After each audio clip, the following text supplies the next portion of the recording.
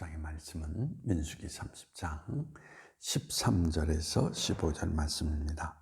모든 소원과 마음을 제재하기로 한 모든 서약은 그의 남편이 그것을 지키게도 할 수 있고 무효하기도 할 수 있으니 그의 남편이 여러 날이 지나도록 말이 없으면 아내의 소원과 스스로 결심한 일을 지키게 하는 것이니 이는 그가 그것을 들을 때에 그의 아내에게 아무 말도 아니하였으므로 지키게 됩니다.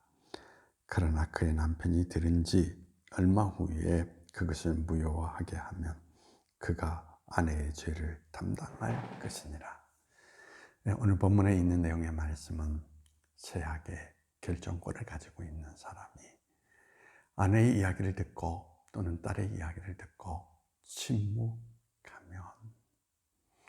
그것은 바로 지킬 것이나 라고 이야기를 하면서 침묵했음에도 불구하고 훗날 그것을 지키지 못하도록 거부한다면 그 죄가 바로 결정권을 가지고 있는 아버지나 남편에게 돌아간다라고 이야기를 하고 있습니다.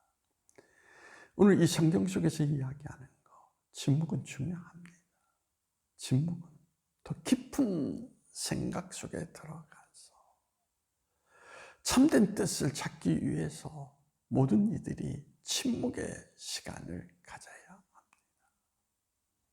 그런데 오늘 이 성경 속에서 우리에게 강조하는 것이 침묵이라고 하는 것이 바로 책임 회피가 되어서는 안 된다는 이야기인 것입니다. 나는 그때 말한 적이 없어 라고 하면서 책임을 회피하는 사람은 하나님 앞에 오늘 범죄한 모습을 지니고 있다는 것입니다.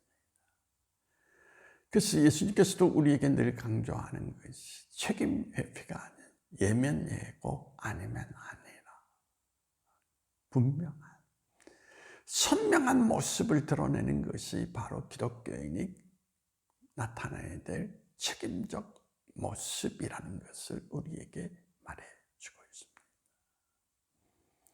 희미하게 책임 회피하기 위한 인생, 하나님이 그 인생을 기뻐하지 않는다라는 이야기인 것입니다. 그러므로 공동체 안에서 여러분들이 선명하게 여러분 자신들을 드러내는 것, 그것이 공동체가 오늘 바르게 판단하고 길을 걸어갈 수 있는 길이 된다는 것을 우리에게 말해주고 있는 것입니다. 불분명하게 이야기했다가 나는 그런 적이 없어.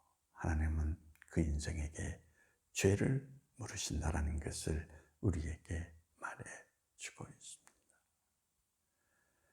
그러면 다른 사람들의 마음을 혼미한 가운데 빠지지 않도록 하나님은 항상 여러분들이 공동체 안에서 길을 걸어갈 때 분명한 모습, 선명한 여러분의 모습을 드러내주는 것이, 그것이 공동체가 바른 길을 선택할 수 있는 하나의 요소가 된다는 것을 성경은 분명히 말해주고 있습니다.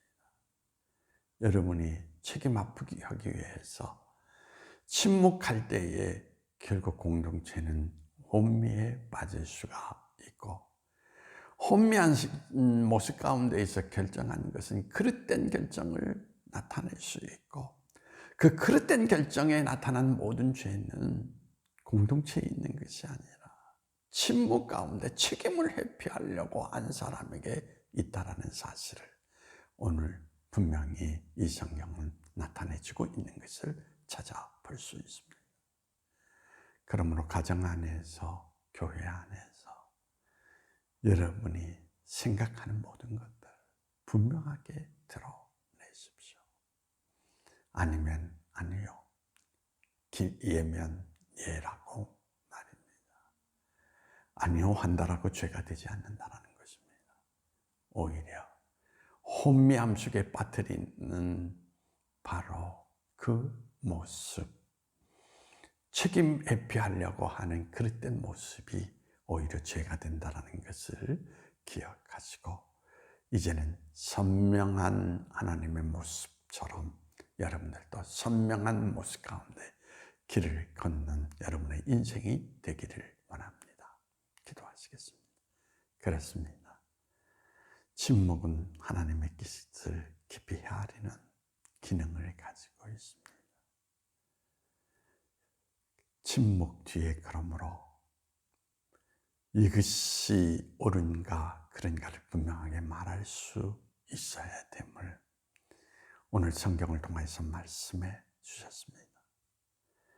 만약에 책임을 회피하려고 침묵을 지속한다면 오늘 그 죄를 하나님께서 묻는다 말씀하고 계십니다.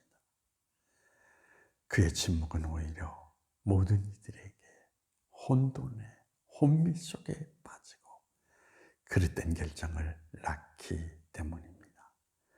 주님, 나의 침묵이 깊어 가서 바른 결정을 내릴 수 있는 도구가 될지언정 무책임의 도구가 되어서 혼미 속에 빠뜨리는 어리석은 죄를 범하지 않도록 선명한 모습 가운데 날마다 나를 하나님 앞에 세워 살아갈 수 있는 우리 자신이 될 수 있도록 주님께서 인도해 주시기를 원하오며 나세른 예수님의 이름으로 기도하옵나이다.